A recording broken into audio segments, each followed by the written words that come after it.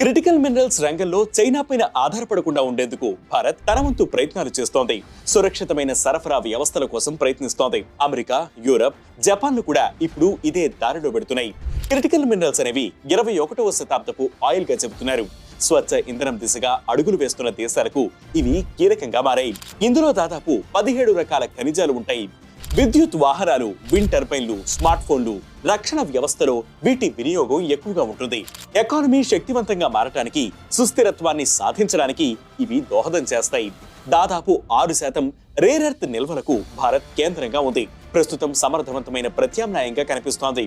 ప్రస్తుతానికి అంతర్జాతీయంగా కేవలం 1% ఉత్పత్తిని మాత్రమే సాధిస్తున్న గుజరాత్, ఒడిశా, దక్షిణాది రాష్ట్రాలైన ఆంధ్రప్రదేశ్, కేరళ, తమిళనాడు రాష్ట్రాలు భవిష్యత్తు పైన ఆశలు రేపుతున్నాయి. ఈ కీలక ఖనిజాలను అన్వేషించేందుకు, అలాగే మైనింగ్, ప్రాసెసింగ్ వంటి చర్యలు చేపట్టేందుకు భారత ప్రభుత్వం నేషనల్ క్రిటికల్ మినరల్ మిషన్ ను ప్రారంభించింది.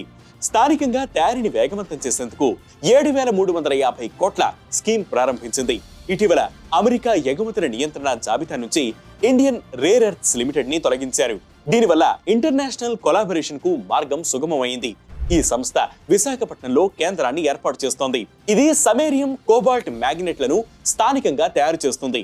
దీనివల్ల భారత్ ఆత్మ నిర్భరతను సాధించగలుగుతుందని భావిస్తున్నారు. అలాగే యుఎస్ కేంద్రంగా మినరల్ సెక్యూరిటీ భాగస్వామ్యం, ఖనీజ్ బిదేశ్ ఇండియా లిమిటెడ్ వంటి కార్యక్రమాల్లో గ్లోబల్ క్రిటికల్ మినరల్స్ మార్కెట్ లో భారత్ తన స్థానాన్ని బదిలీపరుచుకోవాలని ప్రయత్నిస్తోంది. ప్రస్తుతం చైనా క్రిటికల్ మినరల్స్ మార్కెట్ ను శాసిస్తోంది. 90% రిఫైనింగ్ ని ఆ దేశమే చేస్తోంది.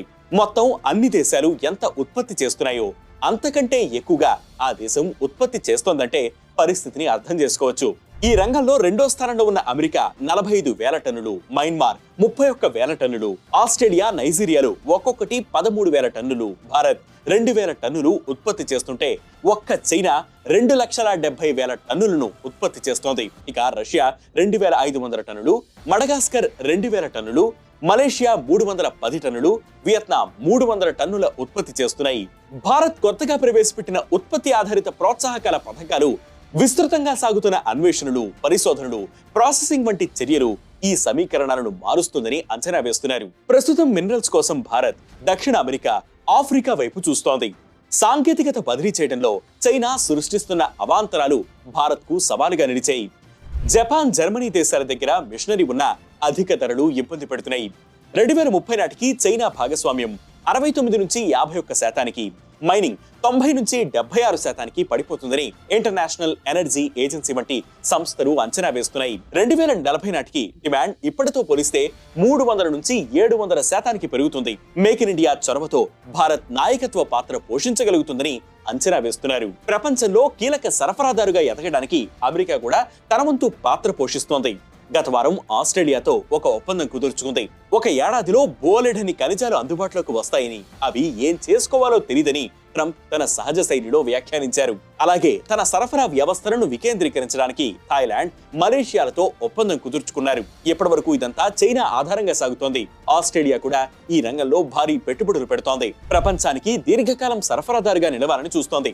రేర్ ఎర్త్ అనేవి భౌగోళికంగా అరుదుగా దొరికేవి ఏమాత్రం కావు. కానీ మైనింగ్, ప్రాసెసింగ్ అనేవి చాలా సవాళ్లతో కూడుకున్నవి. పర్యావరణ పరంగా కూడా సమస్యలు వస్తాయి. దాంతో దశాబ్దాలుగా పశ్చిమ దేశాలు తక్కువ ధరలతో వాటిని చైనా నుంచి కొనుక్కోవడం మొదలుపెట్టాయి. అయితే చైనా ఇప్పుడు వాటిని ఒక ఆయుధంగా వాడుతోంది. సరఫరా వ్యవస్థలను నియంత్రించడమే కాదు, టెక్నాలజీ, మిషనరీ విషయంలో ఇబ్బందులను సృష్టిస్తోంది. దీంతో ఆయా దేశాలు తమదైన మార్గాన్ని ఎంచుకుంటున్నాయి. కానీ అగ్రస్థానాన్ని చేరుకోవడం అంత సులభమైన విషయం కాదు. దశాబ్దాల పాటు కొనసాగితే గాని ఫలితాలు కనిపించవు. 1990 నుంచి ఈ రంగంపై దృష్టి పెట్టడంతోనే చైనా విజయం సాధించగలిగింది.